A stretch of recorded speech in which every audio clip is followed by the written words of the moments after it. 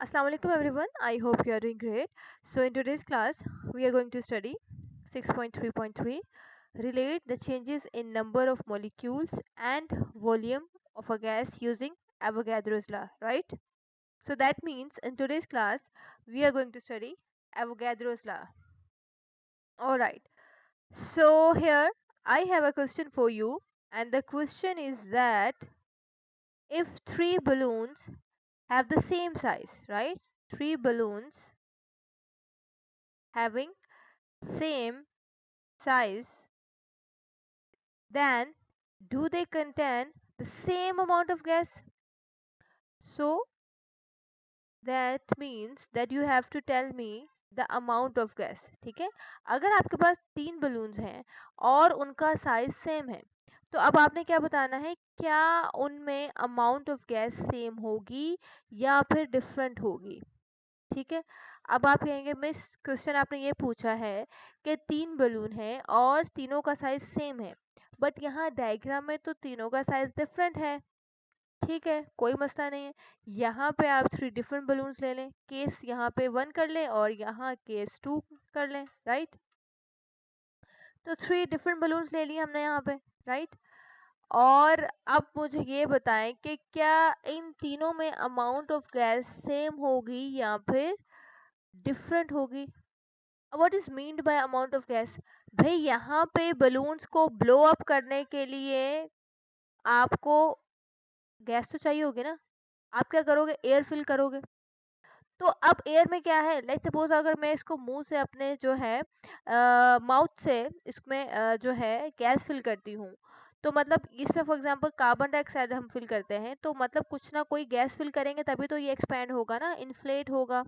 अच्छा फिर अब देखो कि अब जितना ज़्यादा हम इसको माउथ से अगर माउथ से अगर हम ब्लो कर रहे हैं, माउथ से ब्लो अप कर रहे हैं, तो जितनी ज़्यादा अमाउंट में हम क्या करते हैं, गैस फिल करते हैं, उतना ज़्यादा ही एक्सपैंड होता है बलून, है ना भाई। थोड़ी सी अमाउंट में हम अगर गैस फिल करेंगे तो ये इतना एक्सपैंड होगा, और ज़्यादा फिल करेंगे तो ये और ज़्यादा एक्सपैंड होगा, फिर और ज़्यादा फिल करेंगे तो और ज़्यादा एक्सपैंड होगा। मतलब ये हुआ कि अमाउंट ऑफ गैस पे डिपेंड करता है वॉल्यूम। जितना ज़्यादा हम क्या करते हैं, नंबर ऑफ मोल्स, तो अमाउंट ऑफ गैस का मतलब क्या है, नंबर ऑफ मोल्स। जितने ज़्यादा मोल्स या जितने ज़्यादा मोलिक्यूल्स हम ऐड करते जाएंगे मतलब वॉल्यूम बढ़ता जाएगा। और यहाँ पे देखो थ्री बलून से तीनों का साइज सेम था, तो डेफिनेटली अमाउंट ऑफ गैस तो सेम ही होगी, तभी तीनों का साइज सेम था, है ना। चले अब यहाँ आए और हम ये एक्सपेरिमेंट अभी परफॉर्म कर लेते हैं, राइट। अब ये एक्सपेरिमेंट आप घर पर भी परफॉर्म कर सकते हो बट केयरफुली, राइट। अच्छा अब यहाँ पर क्या है, देखें हमारे पास यहाँ पर है, ओके जी, इधर हमारे पास है, ये हमने कॉनिकल फ्लास्क ले लिया, ठीक है, फोर, और इनमें हमने ऐड क्या कर दिया है, एसिटिक एसिड। ठीक है, इनमें हमने क्या ऐड किया है, एसिटिक एसिड। ओके, अब हम क्या करेंगे कि इस कॉनिकल फ्लास्क में हमने ऐड क्या करना है, ऑलरेडी हम एसिटिक एसिड ऐड कर चुके हैं, अब हमने ऐड करना है sodium bicarbonate, right. Sodium bicarbonate. Sodium bicarbonate का क्या मतलब होता है भाई, बेकिंग सोडा, घर में यूज करते हैं ना हम नॉर्मली, बेकिंग सोडा, जी ये वही सोडियम बाइकार्बोनेट है। और एसिटिक एसिड विनेगर यूज करते हैं, विनेगर को बोलते हैं एसिटिक एसिड, ठीक है। तो अब यहाँ पर देखो हमने एसिटिक एसिड ले लिया, इसमें हमने ऐड किया है 4 ग्राम ऑफ बेकिंग सोडा, फिर हमने ऐड कर दिया है 8 gram of sodium bicarbonate and then 16 gram of sodium bicarbonate and 32 gram of sodium bicarbonate. अब देखो जैसे जैसे हम यहाँ पे सोडियम बाइकार्बोनेट की अमाउंट इंक्रीज कर रहे हैं, आप ये देखिए यहाँ पे बैलून का अगर वॉल्यूम देखें तो उतना ज़्यादा इंक्रीज हो रहा है ना।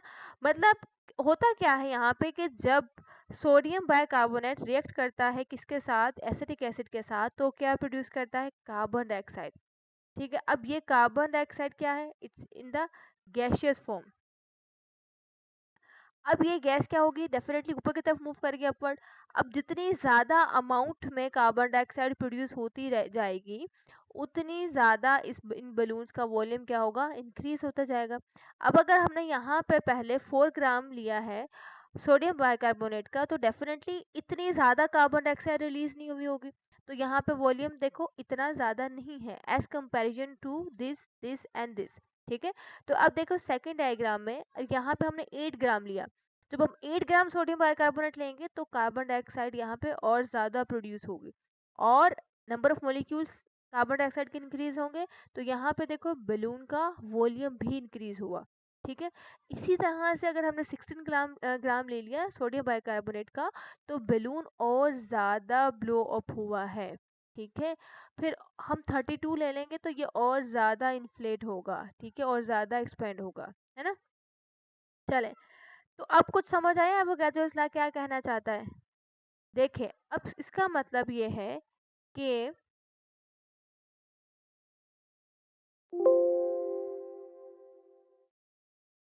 जी, इसका मतलब ये है कि एवोगाड्रोस लॉ क्या कहता है। Avogadro's law states that equal volume of all gases at the same temperature and pressure must contain equal number of molecules। ये कहता है कि अगर हम दो गैसेस को ले लें फॉर एग्जांपल और उनका वॉल्यूम क्या है, सेम है। ठीक है, ठीक है, वॉल्यूम क्या है, सेम है, तो अब क्या होगा, इनमें नंबर ऑफ मॉलिक्यूल्स भी सेम ही होंगे। और इन शॉर्ट हम ये कह सकते हैं कि at constant temperature and pressure the volume of a gas is directly proportional to the number of moles of the gas. मतलब कि क्या है, वॉल्यूम किस पे डिपेंड करता है, नंबर ऑफ मोल्स के। अगर नंबर ऑफ मोल्स इंक्रीज कर देंगे तो वॉल्यूम भी इंक्रीज होगा, राइट। अब यहाँ देखें इस डायग्राम में, देखो यहाँ पे हम क्या करते हैं, जैसे ही इस बलून में हमने एयर इंसर्ट की, ठीक है, तो ये क्या करता है, मतलब हम एयर इंसर्ट करें मतलब के नंबर ऑफ मॉलिक्यूल्स इंक्रीज होते हैं, है ना। जैसे जैसे हम एयर ऐड करते रहते हैं तो मतलब नंबर ऑफ मॉलिक्यूल्स इस बलून के अंदर इंक्रीज हो रहे हैं, तो इसका मतलब ये एक्सपेंड करेगा, है ना। और यहाँ पर अगर हम देखें तो इधर देखें इस डायग्राम में, यहाँ पर ये देखें डिफ्लेट हो रहा है। क्यों डिफ्लेट हो रहा है, क्योंकि हम यहाँ पे एयर को रिलीज कर रहे हैं। एयर को रिलीज करें इसका क्या मतलब है कि नंबर ऑफ मॉलिक्यूल्स यहाँ पे क्या हुए हैं, डिक्रीज हो रहे हैं। ठीक है, तो नंबर ऑफ मॉलिक्यूल्स यहाँ पे डिक्रीज हो रहे हैं और यहाँ पे इंक्रीज हो रहे हैं, इंक्रीज हो रहे हैं, तो बलून क्या कर रहा है, एक्सपैंड हो रहा है। एक्सपैंड हो रहा है मतलब कि वॉल्यूम भी इंक्रीज हो रहा है। ठीक है, और अगर हम यहाँ पे देखें नंबर ऑफ, क्योंकि हमने यहाँ से एयर को रिलीज कर रहे हैं, तो जब हम एयर को रिलीज कर रहे हैं इस बलून से, तो अब क्या होगा, यहाँ पे that means number of molecule decrease हो रहे, डिक्रीज हो रहे, तो मतलब फिर यहाँ पे वॉल्यूम भी डिक्रीज होगा। ठीक है, चलो, so if you increase the number of moles the volume will increase. ठीक है, यहाँ पर देखें अगर हम, तो यहाँ पे आप देख सकते हैं कि यहाँ पे गैसेस के पार्टिकल ज़्यादा हैं। ठीक है, तो मीन्स नंबर ऑफ मोल्स ज़्यादा है। अगर number of moles number of particle ज़्यादा होंगे तो वॉल्यूम भी ज़्यादा होगा। अगर हम क्या कर दें, नंबर ऑफ पार्टिकल्स को, नंबर ऑफ मॉलिक्यूल्स को हम रिड्यूस कर दें, तो वॉल्यूम भी रिड्यूस हो जाएगा। दैट मीन्स के volume is directly proportional to the number of moles. अगर number of particles number of moles increase करेंगे तो वॉल्यूम भी इंक्रीज होगा। ठीक है, अच्छा, अब यहाँ पर फिर हमारे पास है जी, ओके, अब यहाँ पर हम, यस, ये देखें, तो volume is directly proportional to the number of moles. अच्छा, अब यहाँ पर अगर इसका पहले आप ग्राफ देखें, सो ग्राफ में यहाँ पर हमने क्या किया है, एक एक्सिस हमने ले लिया वाई एक्सिस और यहाँ पर एक एक्सिस हमने एक्स एक्सिस ले लिया। ठीक है, एक्स एक्सिस पर हमने क्या रखा है, मोल, नंबर ऑफ मोल, और यहाँ पे वाई एक्सिस पे हमने रख दिया है वॉल्यूम। सो इसका ग्राफ कैसे बनता है, इस तरह से देखें, जैसे ही नंबर ऑफ मोल इंक्रीज होगा तो मतलब कि वॉल्यूम भी इंक्रीज होगा। ठीक है, अच्छा, अब अगर हमने इसकी इक्वेशन ड्राइव करनी है एवोगाड्रोस लॉ की, तो देखो volume is directly proportional to the number of moles, ऐसा ही है। अच्छा, अब हमें पता है कि जब हम डायरेक्टली प्रोपोर्शनल का साइन यहाँ से रिमूव करते हैं तो हम क्या पुट करते हैं, इक्वल एंड कांस्टेंट, ठीक है। तो अब हम क्या करेंगे, volume is directly proportional to number of moles, तो यहाँ पे हमने डायरेक्टली प्रोपोर्शनल का साइन हटाया और यहाँ पर आ गया के एंड एन, ठीक है। तो यहाँ पर ये नंबर ऑफ मोल एन क्या कर रहा है, मल्टीप्लाई हो रहा है, कैसे, अब इधर जाएगा तो ये डिवाइड हो जाएगा, है ना, इस तरह से। ओके, अब अगर हमारे पास डिफरेंट स्टेट्स हैं, लाइक इनिशियल स्टेट है और फाइनल स्टेट है, ठीक है, इसको हम यहाँ पे अलग से ड्राइव कर लेते हैं। इधर देखो, volume is directly proportional to the number of moles, ठीक है। अच्छा, अब अगर हम क्या करें, ये यहाँ पे डायरेक्टली प्रोपोर्शनल का साइन रिमूव करेंगे तो क्या आएगा यहाँ पे, इक्वल एंड कांस्टेंट, ठीक है। अब अगर हम यहाँ पे क्या करते हैं, फिर वॉल्यूम इज इक्वल्स टू के एंड एन, ऐसा ही है। अच्छा, अब अगर यहाँ पे एन यहाँ मल्टीप्लाई हो रहा है और इक्वल के साइड आके क्या होगा, डिवाइड हो जाएगा, so V upon N is equals to K, ठीक है। अब अगर आपके पास इनिशियल स्टेट दी हुई हो और फाइनल स्टेट्स दी हुई हो, फॉर इनिशियल स्टेट्स, ठीक है, एंड फाइनल स्टेट, तो फिर क्या होगा, राइट। अब यहाँ पर देखो तो क्या हो जाएगा, v1 upon n1 equals to के, है ना, और इसी तरह से v2 upon n2 equals to के।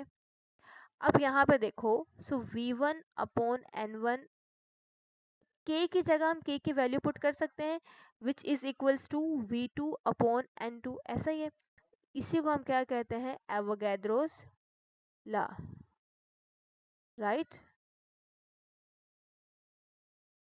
ऑलराइट। अच्छा, अब यहाँ पे देखिए हमारे पास क्या है, एक न्यूमेरिकल है फॉर एवोगैड्रोस लॉ। सबसे पहले आप देखें क्वेश्चन क्या है, if 2 moles of a gas occupy 4 litre, what will be the volume of 5 moles of the same gas in the same condition. तो गिवन डेटा हम सबसे पहले लिख लेते हैं कि डेटा क्या गिवन है।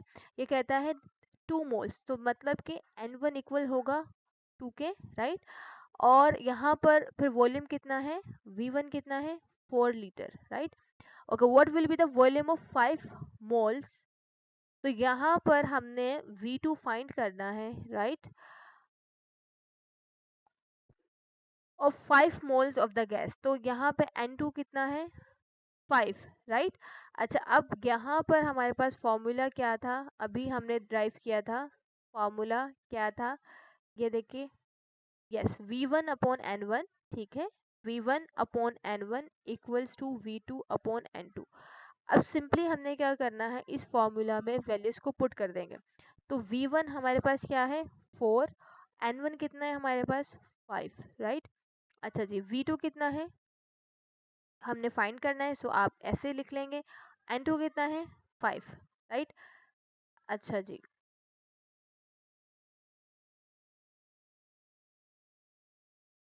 ओके, n1 सॉरी यहाँ पे 2 है हमारे पास, राइट। सो देखो v1 कितना है, 4, और n1 कितना है, 2, ठीक है। और फिर v2 हमने फाइंड करना है और n2 हमारे पास कितना है, 5, हो गया। अच्छा, अब देखो यहाँ पर सिंपल है कि ये तो सिंपली पहले इसको डिवाइड कर दें, अगर डिवाइड हो रहा है, सो 2 1 ज़ा 2, 2 2 ज़ा 4, राइट। ओके, अब हम क्या करेंगे, क्रॉस मल्टीप्लाई, तो ये हो जाएगा हमारे पास 5 2 ज़ा 10 एंड ये हो जाएगा आपके पास v2, ठीक है।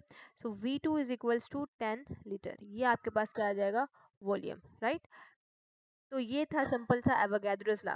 क्या कहता है एवोगैड्रोस लॉ, कि अगर हम क्या करें,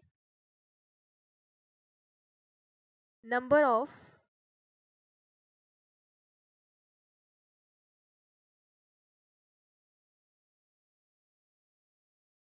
एवोगैड्रोस लॉ क्या कहता है कि अगर हम नंबर ऑफ मोल्स इंक्रीज कर दें तो वॉल्यूम भी इंक्रीज होगा, सिंपल, ठीक है।